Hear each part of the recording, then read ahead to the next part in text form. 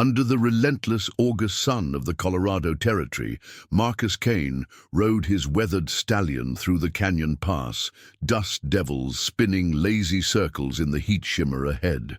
The silence out here was absolute, broken only by the creak of leather and the steady rhythm of hooves on sun-baked earth. He'd been tracking strays for 3 days, following faint trails that led deeper into Apache territory than any sensible man would venture. But Marcus had long since stopped caring about sensible. The war paint on the rocks should have been his first warning. Red ochre and white clay, still fresh enough to catch the light, symbols he couldn't read but understood well enough.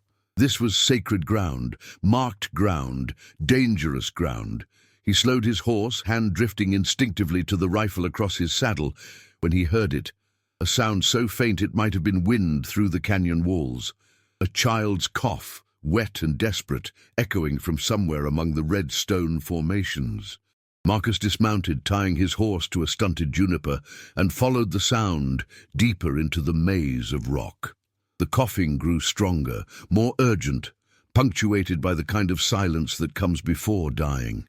He rounded a boulder taller than a man and stopped cold.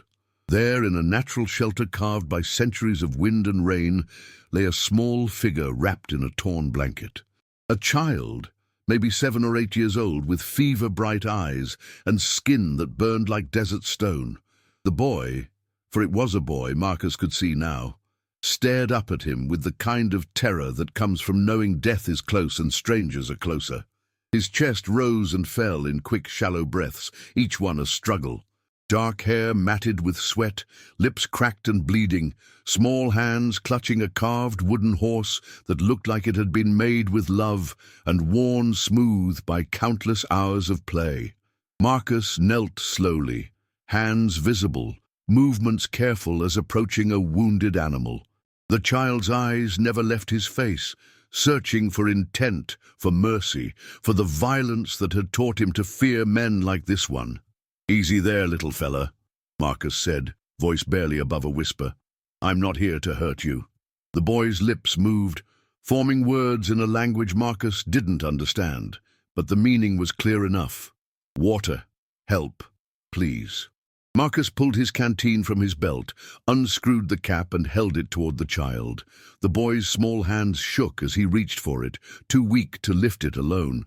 Marcus supported the canteen, tilting it gently, watching as the child drank in small, desperate sips. As the water touched the boy's lips, Marcus saw the extent of his condition. This wasn't just thirst or exhaustion. This was sickness. Deep and dangerous. The child's skin was mottled with fever, his breathing labored, and when he coughed, flecks of blood stained his lips. Whatever had brought him to this place, alone and dying, it was more than a lost child's story. This was abandonment or worse. Marcus looked around the small shelter, taking in the details that told the story. A few scattered belongings, a water pouch, long empty, a small bundle of what might have been food, now spoiled by heat and time. The carved horse, clearly precious, clutched like a talisman against the dark. And there, scratched into the stone wall behind the child, symbols that looked like a message, a prayer, or perhaps a farewell. The boy spoke again, stronger now with the water, pointing with a trembling finger toward the canyon's mouth. His words were urgent, pleading, mixed with coughs that racked his small frame. Marcus caught fragments, sounds that might have been names, directions, warnings. But the meaning that mattered was in the child's eyes. He was alone, he was dying, and he was afraid. Marcus made his decision without thinking, the way a man does when conscience overrides caution. He wrapped the boy in his own coat, lifting him carefully, feeling how light he was, how fragile.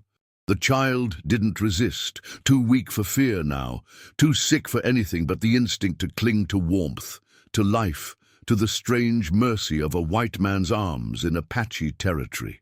The ride back to the ranch was the longest of Marcus's life. The boy drifted in and out of consciousness, sometimes mumbling in his native tongue, sometimes silent except for the rattling breath that spoke of lungs fighting a losing battle. Marcus rode as quickly as he dared, supporting the child against his chest, feeling the fever burning through the layers of cloth between them. His ranch sat in a valley between two mesas, a modest spread, with a house built from local stone and timber hauled from the distant mountains. It was isolated, defensible, and far enough from the nearest town that a man could live without questions. The barn was sturdy, the well was deep, and the silence was complete until now. Marcus carried the boy inside, laying him on his own bed, the one with the quilt his sister had made before the fever took her 3 winters back. The child's breathing was worse now, each breath a visible struggle, his small chest rising and falling with mechanical desperation. Marcus had seen this before, in army hospitals during the war, in mining camps where bad air and worse conditions bred sickness like flies. This was pneumonia, or something close to it, and without proper medicine, the boy would be dead by morning. He worked through the night with the determination of a man who had seen too much death and refused to see more. He stripped the child's fevered body and bathed him with cool water, washing away the dust and grime of his ordeal. He made broths from beef bones and wild herbs, spooning tiny amounts between cracked lips. He sat by the bedside, monitoring breathing, wiping sweat, speaking in low, gentle tones even when the boy couldn't hear him. The child's fever broke just before dawn, but the victory was temporary. This was the kind of sickness that came in waves, each one threatening to be the last. Marcus had medical supplies, whiskey for cleaning wounds, laudanum for pain, quinine for fever, but nothing designed for a child this sick, this young, this far from help. As the sun rose, painting the mesa walls gold and red, Marcus heard them before he saw them. The sound of horses, many horses, moving with the careful precision of men who knew how to travel silently when they chose to. He stepped onto his porch, rifle in hand, and watched them emerge from the morning shadows like ghosts made flesh. Apache warriors painted for war, mounted on horses that seemed to move without touching the ground. They formed a wide semicircle around his property, close enough to show their numbers, far enough to avoid his rifle's range. Marcus counted 24 at least, maybe more hidden among the rocks and scrub brush. They sat their horses with perfect stillness, weapons visible but not raised, eyes fixed on the house where their child lay dying in a white man's bed. An older warrior, his face marked with the scars of many battles, rode forward until he was close enough for conversation but far enough for safety. His English was careful, precise, weighted with authority. "You have taken something that belongs to us," he said, his voice carrying clearly in the morning air. Marcus kept his rifle lowered but ready. "I found a sick child dying in the rocks. I brought him here to help him." The warrior's eyes never left Marcus's face. "The boy is my grandson. He was cast out. The sickness, it is seen as a curse by some of our people. They believed he would bring death to the tribe." The words hung in the air between them, heavy with implications Marcus was only beginning to understand. The child hadn't been lost. He had been abandoned, left to die because fear had overcome love, because superstition had triumphed over family bonds. "He's still sick," Marcus said finally, "real sick. He needs medicine, care, time to heal." The old warrior nodded slowly. "This I know, but you are white. You are the enemy of my people. Why do you care for an Apache child?" Marcus looked back toward his house, where through the window he could see the small figure on the bed, chest rising and falling with stubborn determination. "Because he's a child," he said simply, "because he was dying and I could help." The standoff continued through the morning, warriors maintaining their positions, while Marcus tended to the boy. He could feel their presence like a weight on his shoulders, the knowledge that a single wrong move, a single misunderstanding, could turn his ranch into a battleground. But the child's fever was rising again, and nothing else mattered more than the fight for one small life. By noon, other Apache had arrived. Women, Marcus realized, though they remained at a distance, their presence more felt than seen. The boy's family, perhaps, drawn by love and fear in equal measure. The circle around his property had grown, but it remained a circle of waiting, not of attack. The breakthrough came in the afternoon. The child woke, eyes clearer than they had been, and spoke a single word that Marcus didn't need to understand. Grandmother, it meant, or mother, or simply home. The boy was asking for his family, and they were just outside, waiting. Marcus made his second decision of this strange drama. He wrapped the child in clean blankets and carried him to the porch, where the afternoon sun could warm him and the waiting family could see him alive. The boy raised a trembling hand toward the warriors, and several of them moved their horses closer, close enough to see the rise and fall of his chest, the clarity in his eyes that spoke of crisis past. The old warrior dismounted and walked slowly toward the porch, hands empty, movements deliberate and respectful. He stopped at the bottom of the steps, looking up at the white man who held his grandson like something precious. "You have given him back his life," he said. "He's not well yet," Marcus replied. "He needs more time, more medicine. The sickness could come back." The warrior nodded. "Then we will wait." And they did wait. For 3 days, the Apache maintained their vigil around Marcus's ranch, a living circle of protection and surveillance. They made no fires, took no aggressive actions, simply existed in the landscape like they had grown from the red earth itself. Marcus continued caring for the boy, who grew stronger each day, began eating solid food, began sitting up to look out the window at the patient figures of his people. On the 4th day, the child spoke his first English words. "Thank you," he said, voice still weak but clear. "You are a good man." Marcus felt something break inside his chest. Some wall he had built during the war years, during the long isolation of ranch life, during the accumulated grief of a man who had seen too much death and too little mercy. He sat on the edge of the bed, looking down at the boy who was no longer dying, no longer a stranger. "What's your name, son?" he asked. The boy considered this, then smiled for the first time since Marcus had found him. "My Apache name is Ayana Nayeli. It means little eagle who laughs. But," he paused, studying Marcus's face, "you can call me Daniel. It was the name the mission teacher gave me." Marcus nodded, understanding the gift being offered. The boy was bridging two worlds, offering the white man a name he could pronounce, while keeping his real identity safe. "Daniel it is. And I'm Marcus." That evening, as the sun set behind the mesas, the old warrior approached the porch again. This time, he carried something in his hands, a bundle wrapped in soft leather, tied with sinew and decorated with small shells and feathers. "For you," he said, offering the package to Marcus, "a gift, payment for life given back." Marcus accepted the bundle, feeling its weight, its significance. Inside was a knife, beautifully crafted, with a bone handle carved with symbols that seemed to move in the lamplight. It was a weapon, but more than that, it was a sign of respect, of debt acknowledged, of trust offered across the vast divide between peoples. "There is more," the warrior continued. "The boy, he cannot return to us. Not yet. The ones who cast him out, they still have power, still speak of curses. If he comes back now, the sickness will be blamed for every misfortune, every death, every failed hunt. He will be marked, hunted, driven out again." Marcus felt the weight of what was being asked. "You want me to keep him until the fear passes, until the old ones who spoke of curses have joined the spirits themselves, until he is strong enough to stand against the superstition of frightened people."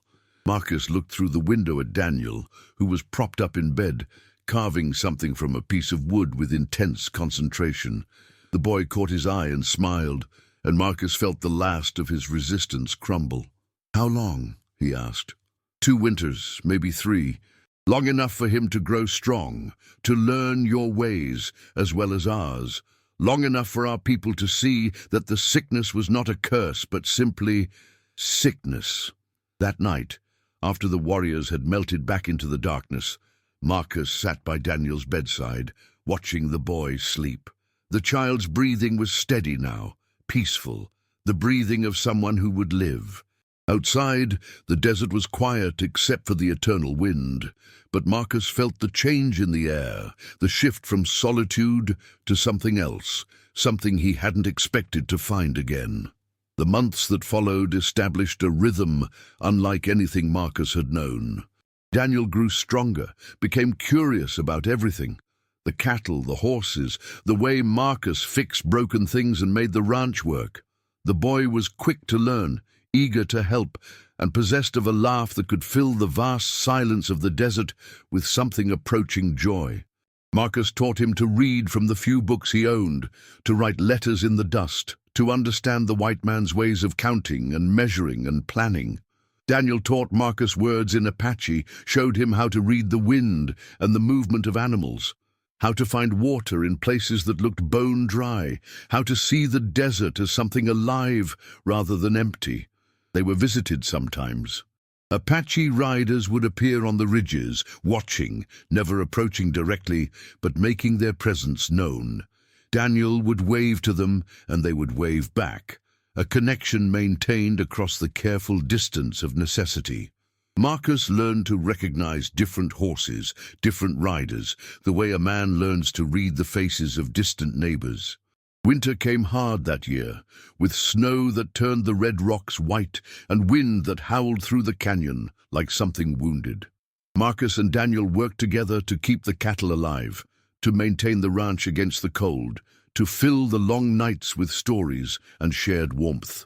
The boy grew during those months, not just physically but in confidence, in the security that comes from knowing you are wanted, protected, valued. Spring brought visitors of a different sort. Federal marshals, riding with the kind of grim purpose that meant trouble for someone. They dismounted at Marcus's porch with official authority and suspicious eyes, men who had come looking for something specific. "We've had reports," the lead marshal said, a thin man with a badge and a permanent scowl, "of an Apache boy being harbored on this property. Harboring hostile Indians is a federal crime, Mr. Kane." Marcus kept his voice steady, his hands visible. "I've got no hostile Indians here, Marshal. Just me and my ranch." The marshal's eyes swept the property, taking in the modifications Marcus had made over the winter. The expansion of the barn, the new corral, the signs of more than one person living here. "Mind if we search the premises?" It wasn't really a question, and Marcus knew better than to refuse. He led them through the house, the barn, the outbuildings, while Daniel remained hidden in the root cellar, a space they had prepared for exactly this possibility. The marshals found nothing, but their suspicion remained.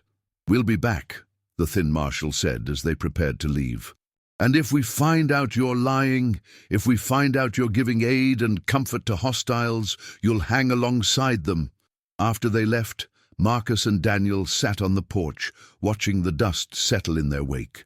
The boy was quiet, thoughtful, older than his years in the way that children become when they must understand adult fears and adult consequences. "They will keep coming," Daniel said finally. "Maybe, but we'll be ready. My grandfather, he says the old ones are dying, the ones who spoke of curses. Maybe soon I can go home." Marcus felt something twist in his chest, a sensation he had learned to recognize as the fear of losing something precious. "Maybe," he agreed, though the word felt like sand in his throat. That night, as if summoned by their conversation, the Apache came again. Not the warriors this time, but the old chief himself, Daniel's grandfather, accompanied by a small group of elders. They approached slowly, respectfully, and Marcus met them halfway between the house and the corral. "The boy," the old chief said without preamble, "he has been seen by the white soldiers. They ask questions in the town, offer money for information. It is no longer safe for him here." Marcus felt the words like physical blows. "Where will he go?" "South, to the mountains where our people still live free. He is old enough now, strong enough. And the fear, it has passed. The ones who spoke of curses, they have joined the spirits. The boy can come home." They talked through the night, making plans, establishing routes, discussing the dangers of moving an Apache child through territory crawling with federal troops and civilian bounty hunters. Daniel listened with the serious attention of someone whose life hung on every detail, every contingency, every careful precaution. The departure was set for the following week, during the new moon when darkness would provide cover. Marcus spent the days teaching Daniel final lessons: how to hide, how to survive alone if necessary, how to find water and shelter and safety in a world that saw him as an enemy. The boy absorbed everything with desperate intensity, as if storing up knowledge against an uncertain future. On the last night they sat by the fire, neither speaking much, both feeling the weight of separation approaching like a storm front. Finally, Daniel broke the silence. "What is your real name?" he asked. Marcus looked up, surprised. "Marcus Kane. That's my real name." Daniel shook his head. "No, your Apache name. The name my people would give you." Marcus considered this, touched by the question, by the implication that he had earned a place in the boy's understanding of the world. "I don't know. What would they call me?" Daniel studied his face in the firelight, seeing things Marcus couldn't see, reading signs Marcus didn't know he was giving. "Hosteen Yaji, he said finally. "It means man who walks with compassion. Because you found me dying and made me live. Because you kept me safe when others would have turned away." The name settled into Marcus, like something he had been waiting for without knowing it. In the morning, the Apache would come for Daniel, and the boy would disappear into the vast spaces of the Southwest, returning to a people and a life that would forever remain mysterious to the white man who had saved him.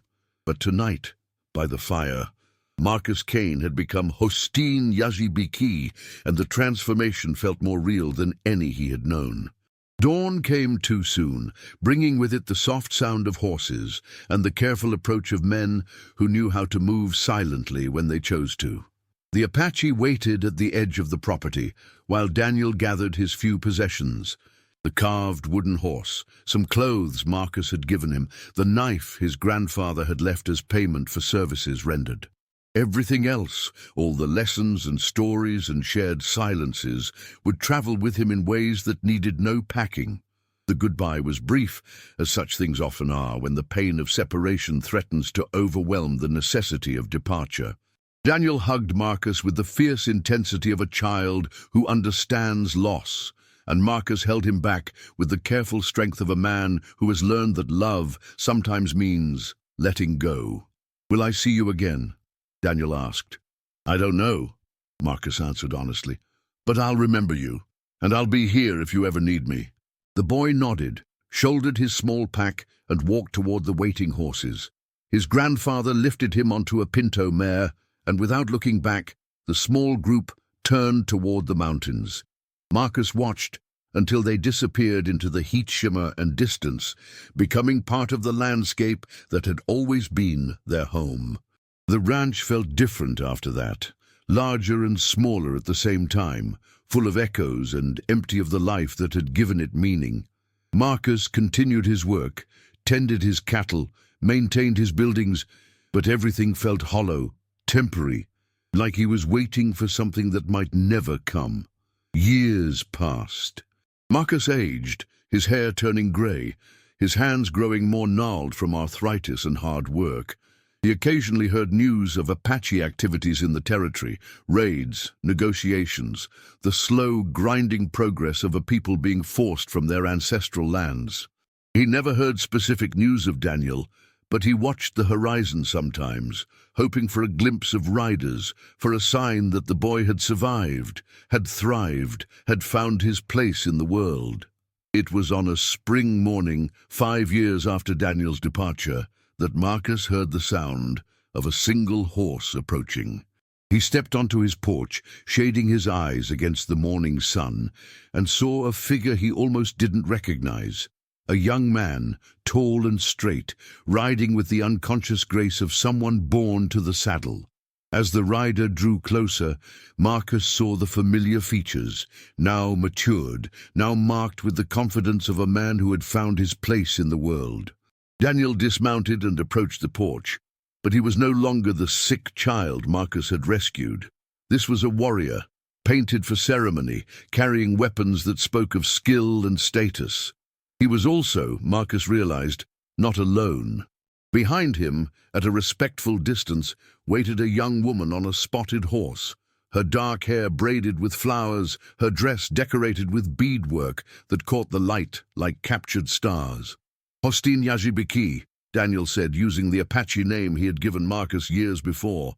"I have come to show you my wife." The reunion was everything Marcus had hoped for and more.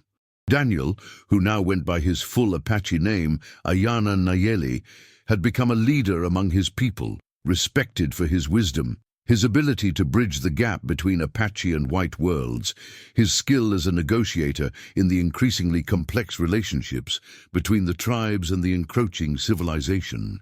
His wife, whose name was Itzel and meant rainbow, was the daughter of another chief, and their marriage had united two bands that had been enemies for generations.